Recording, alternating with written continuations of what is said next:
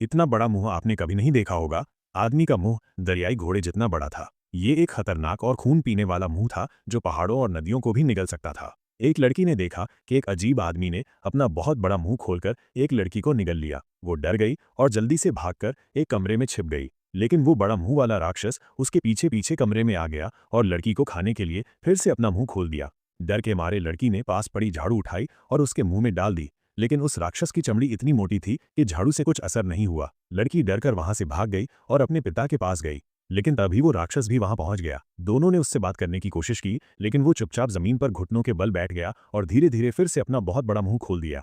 वे समझ नहीं पा रहे थे कि ये क्या कर रहा है। राक्षस ने अपने मुंह की तरफ इशारा किया, जैसे कह रहा हो, आओ मुझे खा लो। ऐसा लग रहा था जैसे वो पागल हो गया है। भला कोई खुद को खाने के लिए बुलाता है।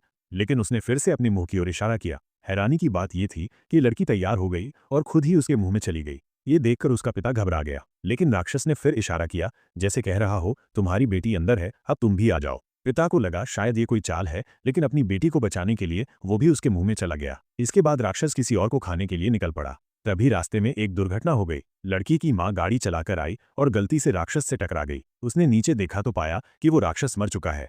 उधर राक्षस के पेट के अंदर लड़की और उसका पिता अभी भी जिंदा थे, लेकिन उनका शरीर धीरे धीरे पचने लगा था। दोनों बहुत डरे हुए और निराश थे। तभी अचानक उनके सामने एक रस्सी नीचे आई। असल में लड़की का प्रेमी उन्हें बचाने के लिए आया था। पिता ने रस्सी को कसकर पकड़ा और लड़की का प्रेमी बाहर से पूरी ताकत से खींचने लगा। लड़की की मां भी मदद करने लगी। बहुत कोशिशों के बाद वे दोनों उन्हें राक्षस के पेट से निकालने में कामयाब हो गए।